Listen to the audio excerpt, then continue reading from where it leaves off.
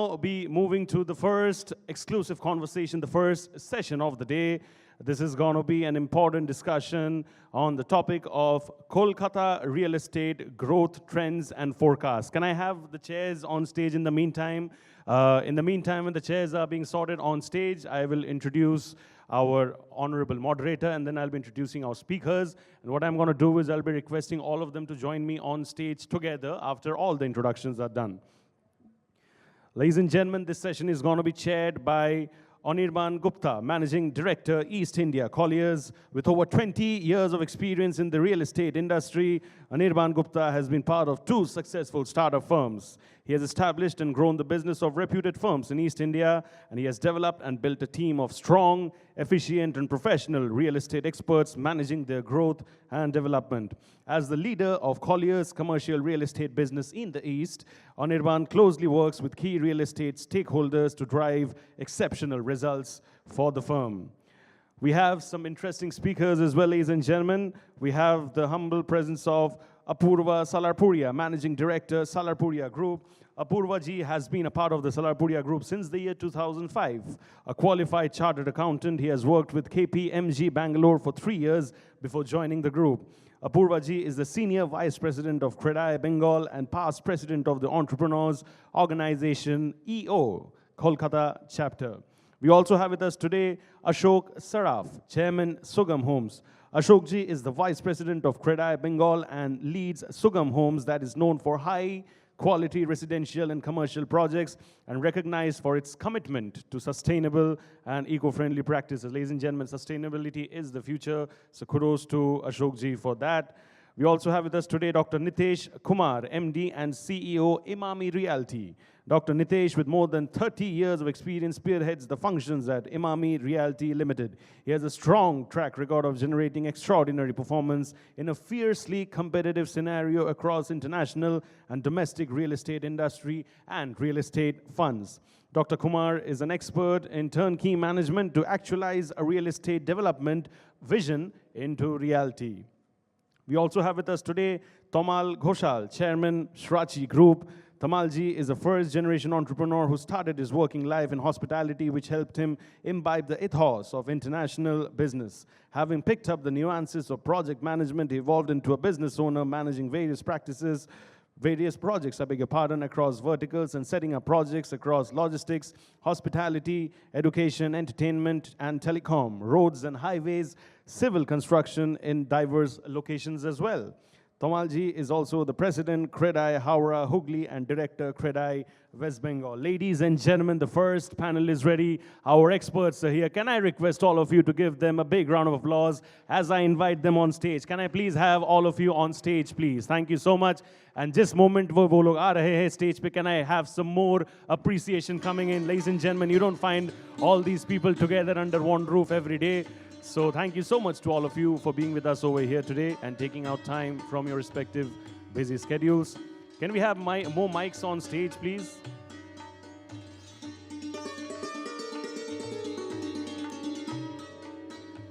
You would prefer standing? Okay, sure. All right, so over to you. And can we please start the timer? The timer is here for your reference. Ladies and gentlemen, the first exclusive conversation of today's conclave. Hi, good afternoon. This is Anirban. This is my 3rd year with Realty Plus and 3rd time on the opening session. It's great. Thank you, Sapna, Tripti, everyone, and it's great to be associated with here. I'll start with a small story. With my experience, I've been here in this industry for almost 22 years. When I started, so this small story, it says that, when I first started about real estate, like, what is real estate, how to get a success in real estate, what to do, what not, I met with a lot of mentors, a lot of people who said a lot of things to me. And one of the very remarkable stories, small story, I remember, which I should share before we start. So there was this story where there was a football coach. He was sitting one day, having lunch with 4 of his key players, and it started raining. when it started raining, this coach, he said to the players that you please go wash your hands and come back. And in the meantime, in the table in front, he put 4 items. And these were a spoon, a glass, a mug, and a large bucket. So 4 items were kept in 4-5 numbers. And when the players came back, he asked them that, guys, pick up one of the stuff, go out in the rain, fill it up, and come back fast. So there was one player who picked up a spoon, one who picked up the glass, one who picked up the mug, and the other one who picked up the bucket. And they went back, and they came back filled up with water. Now, 2 lessons which the coach told after they came back. The first lesson was that nature, which is God, has given all of us equal opportunities. Rain was equal for all of us. All of us could have gone, picked up the buckets and come back, but some decided to do with the spoon and some with the glass. So it's a choice to take how much you want to take from nature. That's the first lesson, he said. And the second lesson, which I learned in real estate, is spend time in nature. The more time you spend in nature, which is for our industry, it was the projects, it was the streets, the roads, the developments, the growths. The more time you spend in the industry, the more you will actually learn. So the person who got the maximum rainwater is the person who had the bucket in hand and spent the maximum of the time. So this is what I learned in real estate. And even today, sometimes when I drive, I look up and then drive because I look up the buildings, what's coming up around. And that's one of the nature, what I have seen and the learning what I've seen in real estate. So coming back, to the panel, the topic today that we are discussing, the first question I'm going to ask is a general question to all of my esteemed panelists is, what do you see the future of real estate of Calcutta? We have seen a growth year. We have seen a very good year in 2024. What do you see in the coming year? So I request Apurva to take up this question, and then we'll go one by one. A very good afternoon, and big thank you to Realty Plus for having me over. Anirban, to answer your question, I must kind of take a little step back and look behind in terms of what's been happening, so that we are able to create a better visibility for everyone for the future. And I think what's happened in the last maybe 5, 7, 8 years is that we've had tremendous amount of reforms which have touched our industry. Whether it is the direct RERA, the regulatory body which has come into being, whether it is GST, and it's had its own evolution, and today we have a very clear GST mechanism which is there, or reasonably clear. Tax can never be entirely clear, but a reasonably clear and straightforward mechanism. Or whether it was the demonetization and various other pieces, including IBC for that matter, which of course is a horizontal reform, but has positively affected our industry as well. So Anirban, I think with all of this, what has happened is that the industry has become a lot more organized than it was a decade ago or 2 decades ago.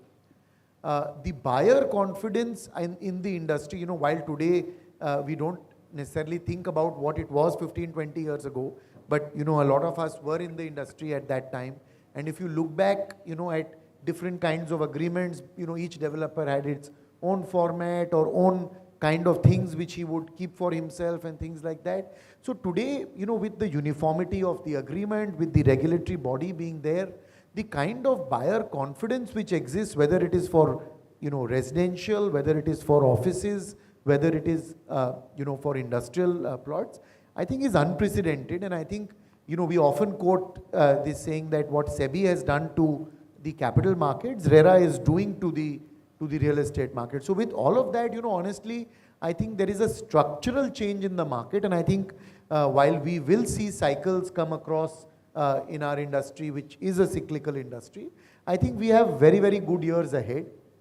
Coming more specifically to the year immediately ahead of us, I think we've had a period post-COVID where we've seen significant appreciation in prices. We've seen significant absorption in the market.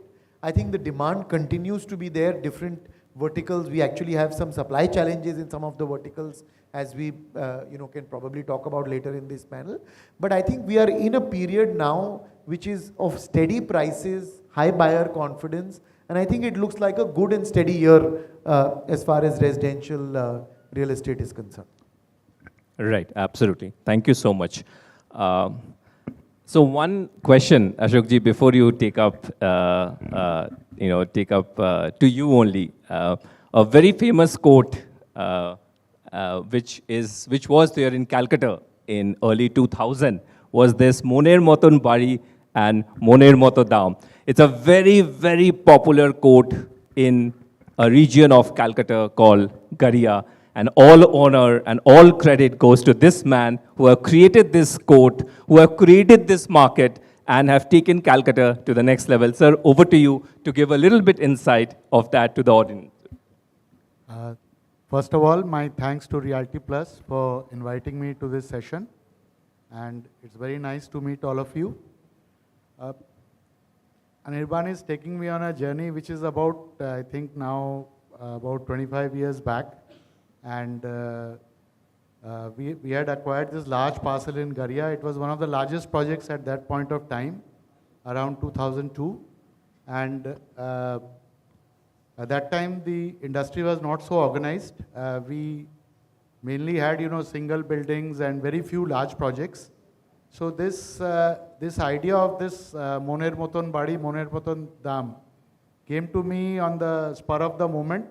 And we were going around with our agency, and the agency also, was just a budding one. And I remember that we used to work late in the night in my house, devising and I still remember the first brochure we made of a young girl going around the complex and introducing the various facilities in that complex. And at that time, there were a lot of challenges because even the professionals, they were not used to such large complexes. That was about 7 lakh square feet at that time. So this multiple buildings and this complex system was quite new to Calcutta. I think the only project at that time was the Ambuja one on the bypass. And that also there was a joint sector with the government. So in the private sector, this was the largest project around. And so I remember that we formed a team and we used to sit in the site at least once a week the whole day and plan out the entire project bit by bit. So fortunately, it came out very successful, and that area also, the Narendrapur Garia area, came out to be one of the hottest areas in India, 7th hottest, and we did several other projects in that area. So, that was one of the genesis of the MIG housing in Calcutta, because at that time when we started that project, most of the developers, the well-known developers, they were concentrating in the city. So very few were going to for MIG, which was not considered that, So that was a big learning experience, and I'm sure I used to get a lot of calls from other developers that how you have managed, what we are to do, because after the success of that project, a lot of developers went for the MIG and affordable housing, and that really took off. So that was our experience for that project. And coming back to the future, so there are, we've had a red hot period last 2-3 years after COVID. People realize the importance of having their own home, a larger home. So we are foreseeing a more stable period going forward. We are also seeing that the major developers, they will continue to do better. People are realizing that, the smaller houses, single buildings, small buildings, there are a lot of issues over there. So the organized developers will benefit, and a lot of information will be there on RERA, on the RERA websites. And the bigger developers, they are going for total transparency. They are going for all approvals. So the buyer confidence will be much larger.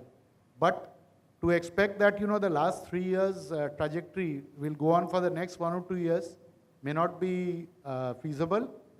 But there are some new green shoots appearing as well. For example, there's already the interest rates are falling. We have seen one round of decrease recently, and we're expecting another decrease in April. So this is expected to continue over the next 1 or 2 years.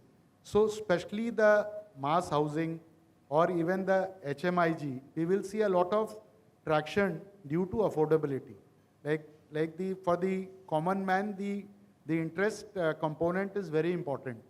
So we will see a situation where more people will come forward and buy their homes when the interest rates fall.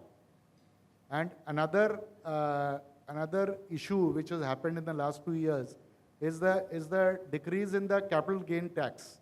So you will find that people who are investing in apartments, so the capital gain tax has been standardized across assets. So there is more scope for investors to buy apartments, to invest in apartments, which earlier was not so much there, and with the confidence of RERA as well.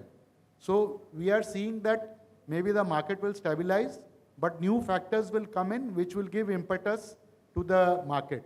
And also we'll see the connectivity, like all the metro lines, a lot of them are under construction. So once they are complete, then you will see those micro markets also coming up. So we are seeing these developments coming forward. Thank you, sir. For Dr. Kumar, I will also add on a little bit, if you can share your insights of like rest of the country versus Calcutta, while we are also understanding the future of the Calcutta market from you. So your experience of working all throughout the country and how we can multiply that effect and also look into the future of Calcutta. Okay. Good afternoon, everyone. Well, I first congratulate Reality Plus for 20 years of their journey, and Dr. Anurag Batra, the person behind it, and Tripti, Kedia, and Sapna Srivastav. So a very adept question for me, for a person who has come out of the city and now settled here. And I would like to give a perspective of the real estate developments, the 4 major factors, arguably, which brings a real estate development in any city or a state. First of the major factors is the infrastructural development of any city or a state, which includes the transportation, which is the expressways, roads, modes of transportation, flyovers, vicinity to the retail hubs, commercial hubs, schools, hospitals, and their vicinity to the employment where they are working.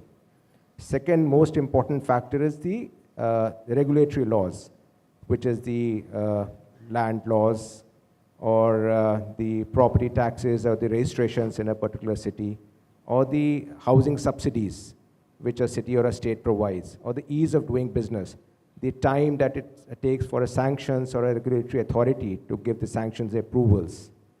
Third, very important factor is the demographics and the population, which includes the age distribution, the youth that is there in a city or a state, which brings a lot of economic business to a city or a state, the GDP, which is there, and the urbanization of that city. And fourth important factor is the economic situation of that city or a state, which is the GDP growth is that I've told, and the economics of that city. These are the most important factors for which I believe is the real estate development which brings for a city. So I'll give a perspective of the 7 cities which most of the IPCs, including Colliers and other IPCs, which always talks about the real estate developments on a pan-India level. For a city like Gurgaon, and Delhi NCR, which I belong from, let's take a case scenario of Gurgaon, which is the periphery of Delhi. Let's take 2 decades or 3 decades back, a small peripheral town of Delhi. From Delhi to Gurgaon, it used to take about 2 to 3 hours. Then came the Delhi-Gurgaon Expressway. Then came the rapid metro, which was called the Yellow Metro line. They came all the flyovers. Then this government was very stable there. The ease of doing business, they had a policy that the land can be converted automatically, self-certified certifications of the building plans. All this brought the urbanization in that things. And soon we saw a hub of Fortune 500 companies. We all saw the TCSs and the Infosys and Capgemini and the Accentures, all them flourishing there, and the DLF, which was spearheading the real estate developments, and M3M later brought great developments like the Cyber Cities and the Camellias and Magnolias. The prices of land, the prices of per square foot price of the residential and commercial hubs rose exponentially over there. That's how the whole development of Gurgaon that we see today is where we are. Then came Mumbai MMR, which is called the financial capital of India, but it was never like that before when the 80s and 90s. I remember Powai in the 80s, the land prices, Anirban, at that point of time, was about 40,000 rupees a square foot in the 80s. Now the average land price over there compared to all the MMR areas, about 4.3 crores an acre, right? In the Navi Mumbai, in the 80s and 90s, and the Powai, the per square foot price for about 2,500 to 3,000 rupees a square foot, which is average about 15,000, 20,000 rupees a square foot now.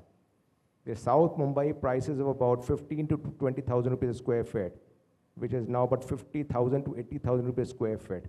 So this is what the Worldly Sea Link and the flyovers and the infrastructures and the political stabilities have brought into that city.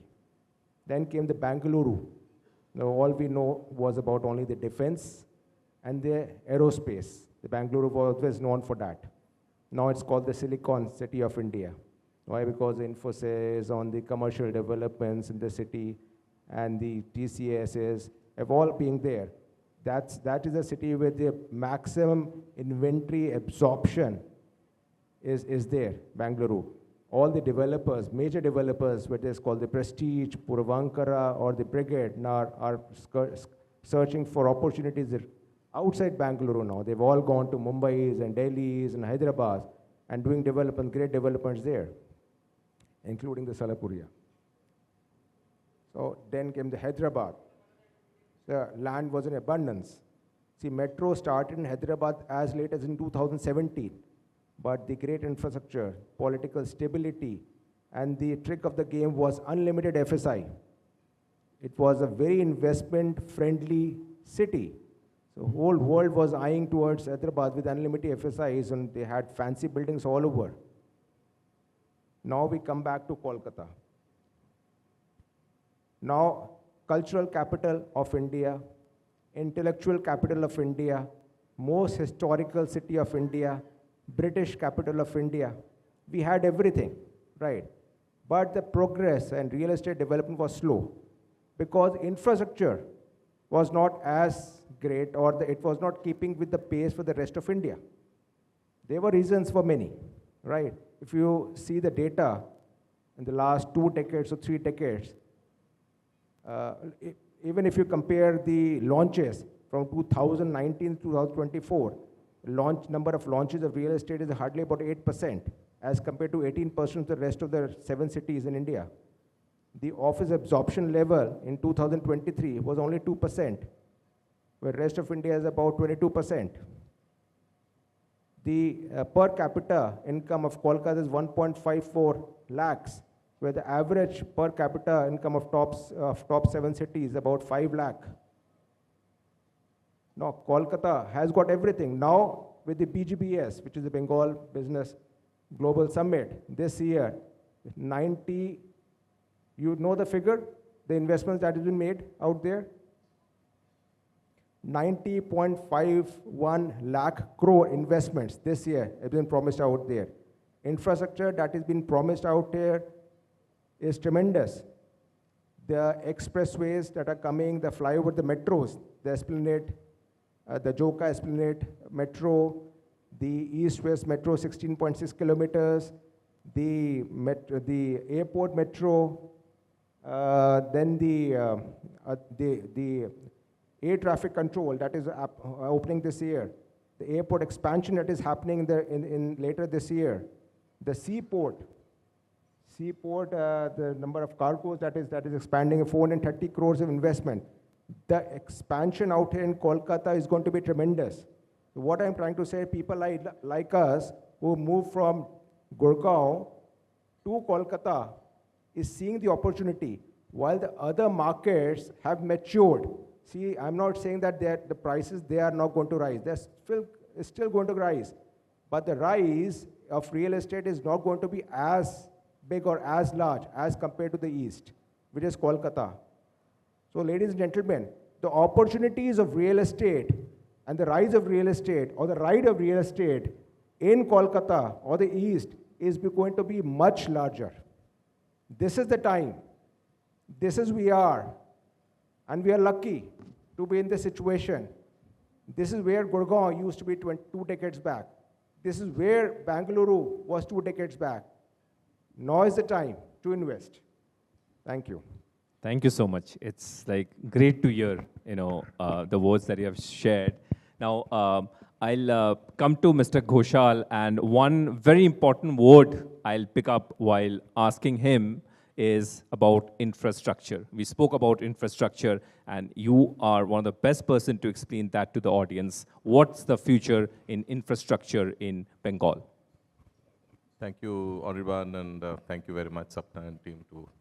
Probably this is my second year running, not third year yet like you, but I'm also a semi-favorite like you are. Good afternoon, everybody. I think you picked up a very important word, and I think Apurva, Ashok and Nitesh talked about regulation, talked about simplicity of doing business and other things. But what's critical, if you look at the development of real estate in Calcutta, and in the life cycle, it's extremely, if you see the traditional growth has been in, the traditional areas. It's mostly redevelopment projects. If you look at a Garriahat, if you look at a Salt Lake, if you look at south of Calcutta, Alipur.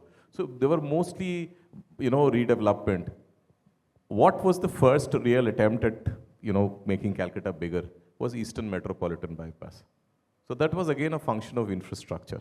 When that bypass came and first large format project, like Ashok Bhai also said, which he got advantage of, his property would never have sold unless there was a bypass, because it was beyond that. But he took the leap of faith of going beyond. But the lifeline was created by the bypass. You had the Ambuja project, and then you had various other projects coming up here. And then slowly, and the more recent example has been, of course, Newtown. The offtake has been initially slow, but the infrastructure being what it is slowly it's getting absorbed. So the infrastructure forms a very critical form, and as the city gets, kind of clustered, there is going to be an attempt to move to the periphery. And you can only move to the periphery if there is connectivity. Like Nitesh talked about the Jokha line, and he has a big project there, which is done really well. I think as people move on to, landed properties, and his project is one of, I think, the best examples of doing that. Apurva has done a fantastic landed property project, and it's picking up. But they have only been possible because there is infrastructure being built. There are metro lines getting built. So I'll take quickly, it's a different perspective. I'll tell you where we are sitting in terms of infrastructure. Because whatever you say, we still 3% of the national market. We are 20,000 units compared to about 7 lakh units which get built every year. So very, very small pie in this big India pie. Because as we know that infrastructure has been slow. So if you really look now, I think the growth will push to the periphery. It will take advantage of various things which are happening. So my obviously favorite topic is to talk about the west bank of the river, because that's where I come from and that's where I do a lot of my business, with the elevated road connecting 7 kilometers right from the highway, with the Shatragachi terminal becoming the main southeastern railway terminal, the metro getting extended in future to Shatragachi from Howrah Maidan. I think that side is going to expand another 20 kilometers as far as real estate is concerned. Already it is the biggest location for logistics. It is the biggest location for industry hub, along the entire periphery from, maybe Bagnan all the way to Dankuni. That somebody told me it contributes to 40% of the industrial GSTB of the state. Okay, maybe not 40, maybe, but what I'm saying is, it's all been possible because of it. And also, if you see the big perspective, as Nitesh was talking about expressways, if you see the Kharagpur-Morgram expressway, taking traffic away from the southern and the western sides, taking it to the North Bengal route in Kharagpur. If you look at the Varanasi expressway, which eventually connects you to Delhi, and coming all the way to Bagnan, from where they're building the 4th bridge to Bajbaj. So this entire area, like the peripheral ring road and the ring roads have done in Bangalore, Delhi and other places, will come within the greater metropolitan area. Even So- the Kalyani Expressway is coming up No, very nice. obviously. So the other option, the other side is obviously Kalyani Expressway, and if you know about it, you can now go from the highway to the North Bengal Road. You know, that is the NH12, the earlier NH34. So there is a decongestion happening and the connectivity happening together. So I think the future is as you move across, the future would be in the periphery, and infrastructure would be the critical driver. We've been a little behind, and that is still we are only 3% of the market, but I think this is one of the biggest growth markets now. And in the next few years, I think we can easily achieve 5 to 6% of the national, number of units in the country. Absolutely. I completely agree with you. My next question to Apurva is about the commercial real estate of Calcutta. Specifically, we have seen, again, a huge growth. We had absorption of about 1.2 million square feet of office space in 2024. We had a huge international fund coming and acquiring one of the largest shopping mall in Calcutta. There are a few shopping malls on the pipeline also, which are coming up in a big number in Calcutta. So overall, the commercial market, of Calcutta is looking robust, looking very positive, and your thoughts on it? So, like you rightly said, Anirban, I think, we often kind of talk about what's happening in the rest of the country and, how we are a smaller part of it than we should be. But if we kind of look at where we are moving and the trajectory of things in Bengal, I think, like you said, there has been a significant increase in absorption, and of course, various reports will point you to different numbers, but that number anywhere is between 50 to 70% increase in absorption of office space between last year, say 23 to 24. Agreed. And, there are 2-3 things I'd like to bring out in this. There is a whole lot of commercial development which is getting occupied, which, while it may not be necessarily touching the developer ecosystem directly or be part of the developer ecosystem, it is increasing the size of the local market and making it more attractive for more companies to come in the future. So, one is, centers being built by end users, like Infosys has started, their campus. Wipro has started construction of their campus. ITC Infotech has added a campus in the city. TCS has added to their existing campus. So, all of these are developments which don't get counted when we look at developer built absorption in the city. The other piece, which is kind of a periphery to this, is the entire government zoning which has come out. So if you look at the financial district in Newtown, which the government had built, it's not being spoken about enough, but now we are seeing the HDFC building actually come into operation. The Bandhan Bank building is visible, and I'm sure it will get operational sometime during the year. And then there are a whole lot of other banks which are going to get operational in that district.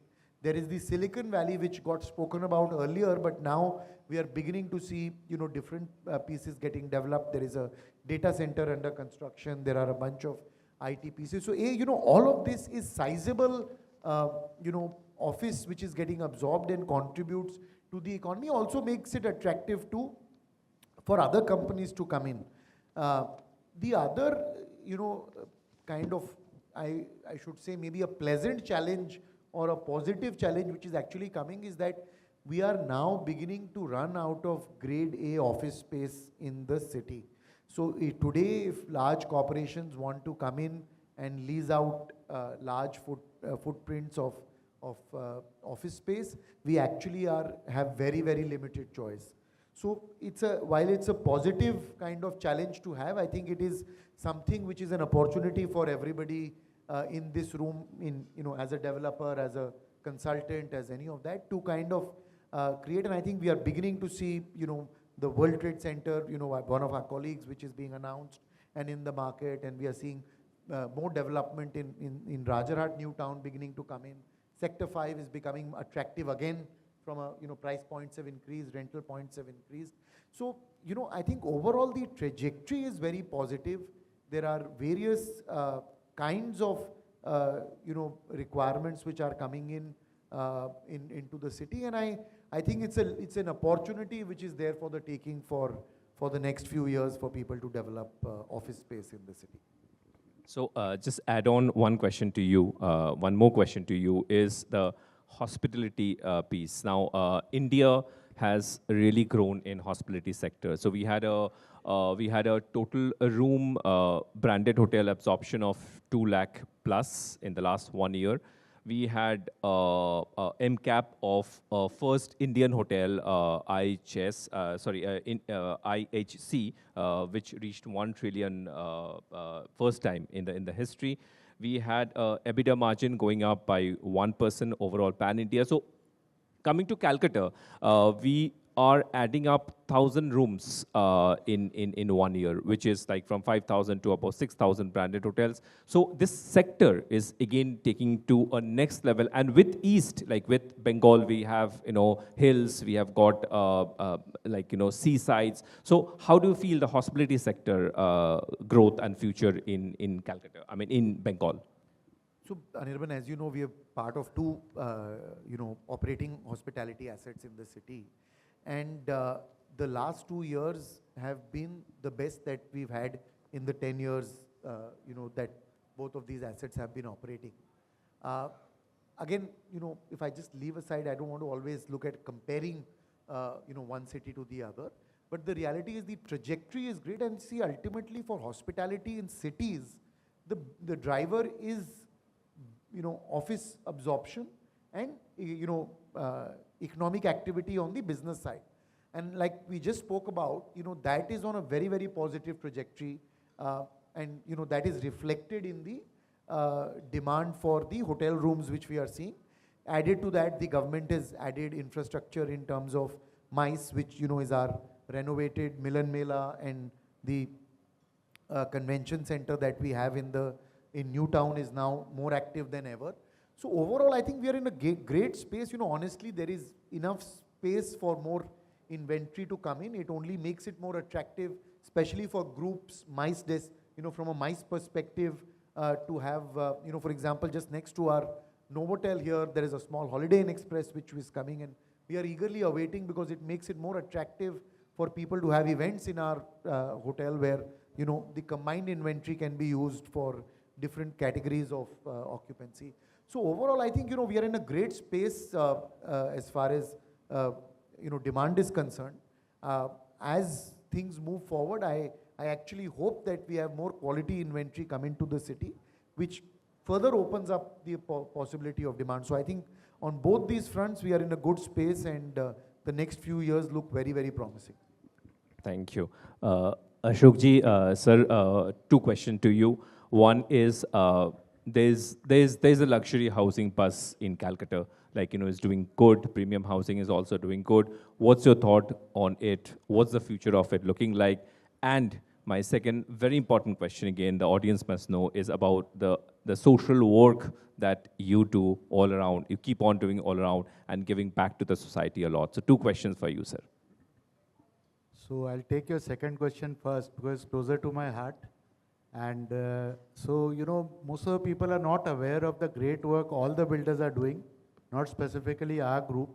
Lot of CSR activities the developers are taking up on their own, plus through our Credai platform as well. We are going to, you know, going to do the Roxy project with the KMC, and it's going to be restored to its heritage status. So it's one of our star projects, which is already underway. Corporation has already taken up the work, and Kedia is going to join very shortly. And also, you know, as far as the developers are concerned, I think the larger developers, they are taking the ESG part very seriously. So, for example, for our group, every single one of our projects is now a green rated project. We do not do any project which is not green rated.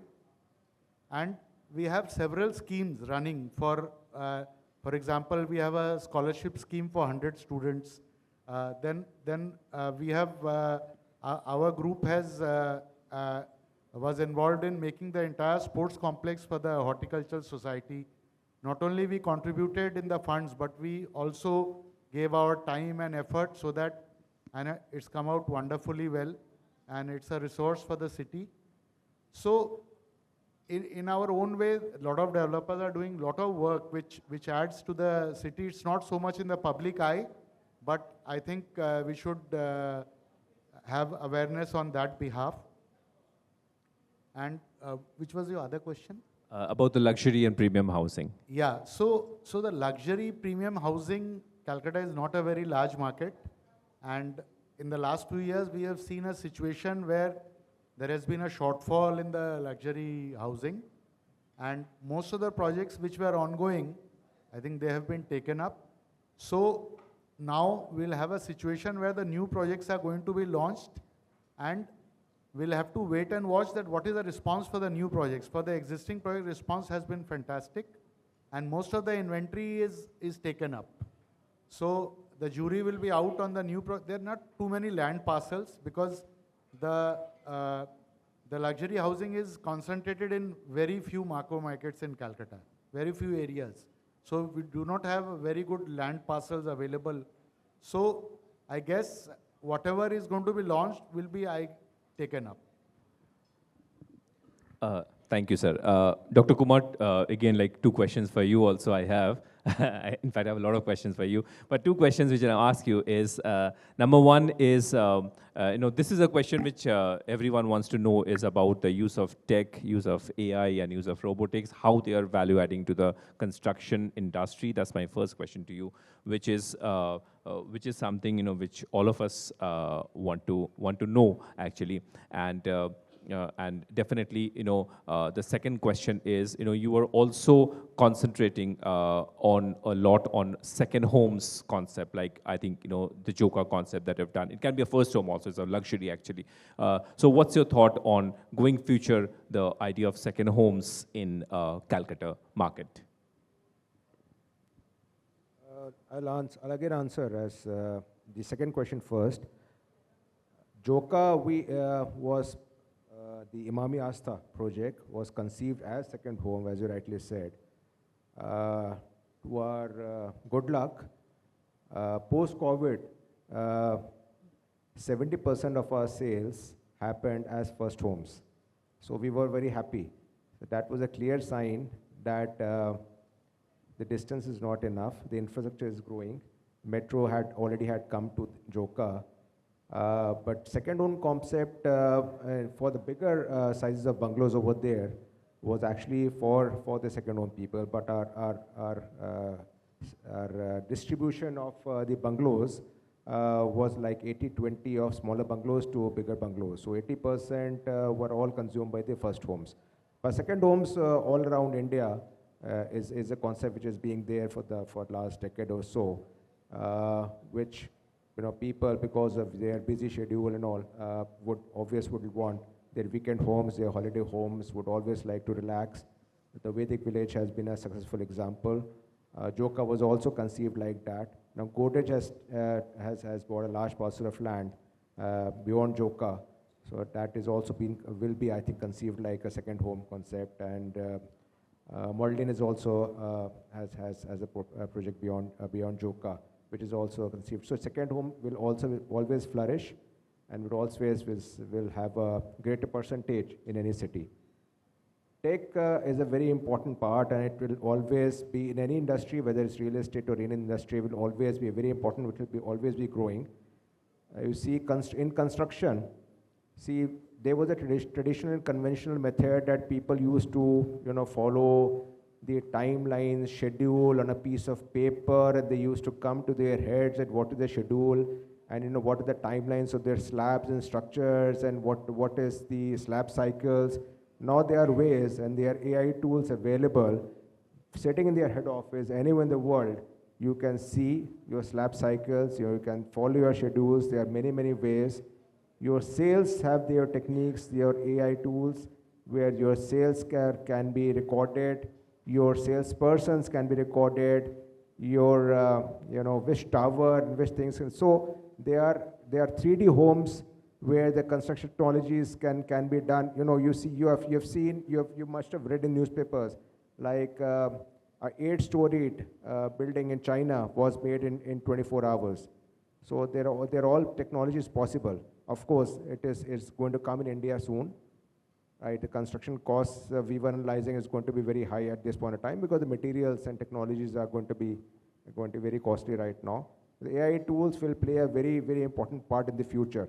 So we are going to be well prepared because technology will play a very part. There were conventional methods of construction, of RCC construction. Now we all are following multi-story residential buildings with aluminum shuttering.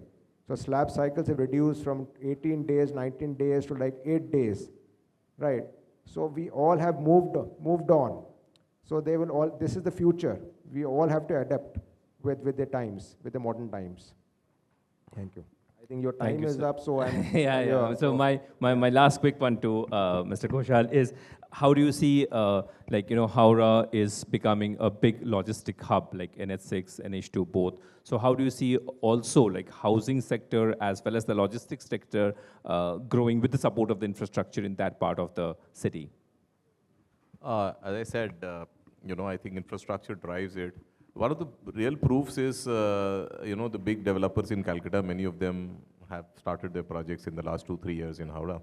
In fact, there was a very large project now being set up by PS on parcel of land offered out by the RLDA, the Railway Land Development Authority. And, so I think there is 2 or 3 things which are happening. One, we are finding more credible developers, the people who have shaped Calcutta now, finding interest. Obviously, there are large parcels of factory land on which you can't do factory or run factories anymore because of environmental laws. So those are slowly getting, there is still a little criticality in the paperwork. But I think with the current change in the leasehold and freehold formula, I think a lot of them are coming to the market and a lot of that will be developed. And we very, very, very looking forward to more people like Apurva and Sugam and Emami to come to Howrah because now the market is there, across the river. I think the other side is obviously, as we expand beyond the core city of Howrah, because again, Howrah, like Calcutta, is extremely congested and it used to be a coolie town in the older times. So the infrastructure is even not as good as even Calcutta is. So that is where the axis of the Kona Expressway, as we move ahead. And, I think it's going to open the next 10, 15, 20 kilometers beyond that with the national highway system. On one side, it is Dankuni, the other side is going to Puluperia. See, as it is, I think it is the logistics and the industrial capital of the state. So a lot of people actually now work there but live in Kolkata. But I think that is going to change. I think that is the biggest expansion. The other thing I feel is the recent, now lots of people want to own a landed property. People who have a decent house in the city want to own a landed property. And I think this kind of corridor with great roads are going to give an opportunity for people and for developers. And I know quite a few people who have started projects or want to start projects. So I think logistics, industry, even second homes, I think Howrah has great possibility and great advantage when you compare to maybe the other axis.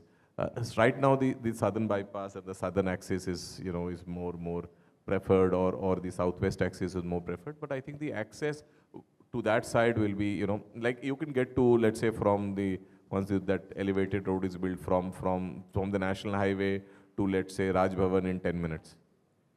I don't think any other axis will give you that opportunity right to the center of the hub in 10 minutes. Both by road or maybe, metro and train. So Howrah traditionally had all these things, but now I think all of that is getting together. But obviously there are challenges in terms of how Howrah is structured, because it was always built as a support town to Calcutta. The infrastructure never got built that way. So we always fight that stigma, but I think it's slowly coming out of that stigma, and the West Bank will rise. And is rising and will continue to rise further. Yes, agreed completely. And I just also add Hooghly to it, because just take 2 minutes before I said, but it's unfair because Hooghly has been a traditional, very, very traditional, housing market. And But now it had jute mills and it had cotton mills and everything, but it was a very traditional market. You would be assumed that Chandan Nagar has, let's say, a higher value per square feet than, let's say, Southern Bypass. So I think those markets also are opening up, and they're very typically Bengali-oriented markets, which is a little different from, let's say, the Howrah market or the Calcutta market, which is more cosmopolitan. But I think with all this infrastructure and everything, I think this opportunity will rise and people would prefer to stay there and work there. And, because commuting, people would now like to connect, the work in life, the philosophy is changing. I think travel needs to be kind of, kept at a minimum or more acceptable, I think. So there is, I see, as I said, a lot of opportunity for the West Bank. Agreed. So Pablo Picasso, the famous artist, was traveling in a train one day. And there was a lady who came to him and asked that, "Sir, can you draw a picture of me?"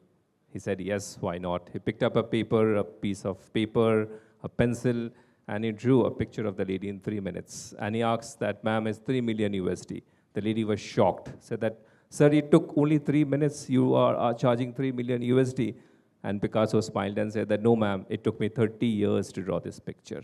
So that is what the experience of this panel is. Any questions that you have, please, you are free to ask him. I know, Sapna, I'm sorry, I'm running out of time, but I'll take 2 minutes for the questions. If anyone has any question to this panel, please ask, and then we'll wrap it up.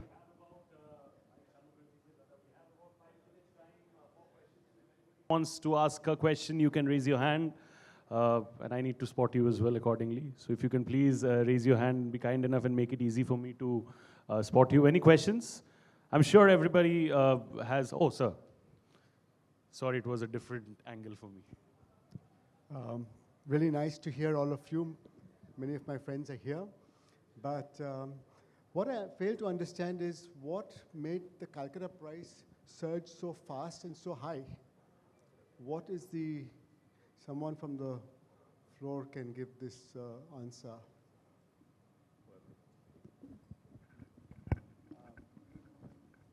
I think, real estate prices in general, don't move uniformly across years as most of us are aware.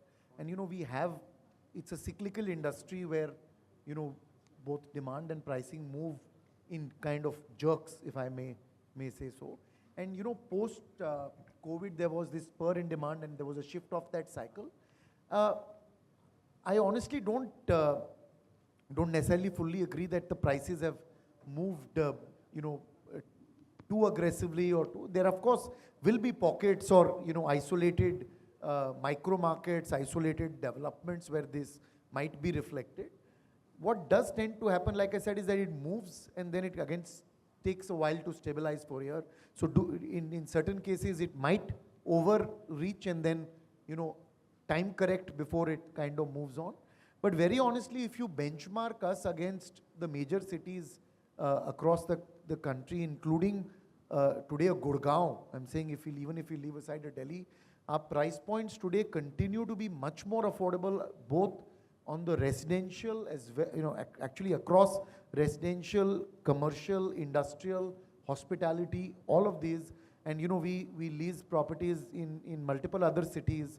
Calcutta today, from a price point of not just real estate, but even from the cost of employees, is the most attractive place to set up office, which is one of the reasons we are seeing this big absorption. We spoke about a 60% increase in absorption, because while of course there are many advantages of being in a Bangalore and Hyderabad, but all of these large companies are saying, can we have now a little more of our workforce here? Because a lot of them have come from this part of the country and moved. They want to be back home or closer home. But B, it is economically making a lot of sense for us to take up space here, because cost of living, the cost of the office is cheaper. So I would kind of say, if you look at it overall in context, I think we are still a very, very attractive place from a price point of view.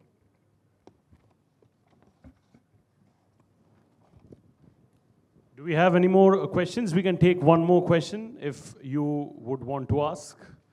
Anybody has any question? One more question we can fit in, and perhaps after that we will be moving forward to the next panel. Any questions? Sir over there has a question. And further questions after this, we can take offline as we are running out of time. Thank you. Hello everyone, my name is Madhav. I am from Studio HBA. I came from Mumbai to just attend this event and few other meetings. I'm very happy to be in Kolkata. I had a different perception of Kolkata before I came in yesterday night. I find it a very lovely place and there is ample of opportunity to develop in future. Okay. Having said that, I want the developer community here to kind of understand and make a vision whatever other cities in India or elsewhere have committed earlier, maybe due to kind of ribbon development or unregulated kind of development all across, I envision or suggest that we have a beautiful skyline. Suppose, for example, when I come from Mumbai as a city, so there is very few South Bombay kind of good developments and then slowly suburbs catched up later. And during redevelopments also similar things happened. I want some kind of, as the industry body is here, I would suggest that we think of Kolkata with a beautiful skyline, good quality of buildings which are resistant to any kind of natural calamities, such as the storms that regularly come in the Bay of Bengal, and give a great sense of like investors all across India can come and invest in Kolkata in a big way. Like that could be a really lucrative opportunity for the industry also to come in and set up more offices or more establishments over here. That's all from my side. Thank you. Thank you, sir. I believe this was more of a valuable suggestion rather than a question. Anybody wants to add to that suggestion, or you feel sir has already summed it up? So I think So very good suggestion. So as I didn't get your name, sir. Yeah, Madhva. So as you would also see, because you have come from Mumbai, so you would also see the history of Mumbai. So all the developments which have come off late as modern Mumbai, see all the modern buildings that have come, all glass facade buildings, beautiful, eco-friendly buildings have come off late. So old Mumbai, where all those buildings have been demolished, rehabilitation projects have come up, and you see all beautiful Mumbai coming up. The same is happening all around the world. So the all of new Kolkata is going to be, you see the new town in Rajarhat, all the buildings that has come up, all beautiful, beautiful fancy buildings, eco-friendly buildings. So we developers as CREDAI and other forums are bringing all this ecological balance, green buildings, eco-friendly buildings, and energy efficient buildings. So rest assured, so next time when you will come after a few years in Kolkata, you will find, great buildings, even better buildings in Mumbai. Thank you. so even the rebound of the CBD is also coming back. Like after Rajarhat and Sector 5 getting a little bit of infrastructure challenge and maybe oversupply. They are not oversupply. There's an infrastructure challenge. So a lot of buildings in CBD of Calcutta is again coming up as a Grade A building. Redevelopments are happening, and a lot of good prospects are holding in future for Calcutta. Definitely. So I think that's all from our session. Thank you so much. I'll end the session with a little bit philosophical statement. I always believe on that part of life. This is a statement which I'll say before I end it, is a respect for all of us, for your parents. And there's a famous saying that says that a father never says, I ran out of money. A father never says, I ran out of money. A mother never says, I'm unwell. And these two beautiful lies makes the world so beautiful. So that's it, from our side. Thank you so much for the panel, and thank you again. Thank you so much for all the wonderful insights alongside that wonderful philosophical note. Can we please have a bigger round of applause for them, please? And I'll request all of you to please kindly wait on stage. And in the meantime, I'll request Updesh Dandrial, business head from Real Ate, to please kindly join me on stage and give away the token of appreciation to our wonderful esteemed speakers over there. Once again, a big round of applause for all of them, please. Ladies and gentlemen, the growth trends have been predicted. The forecast is done.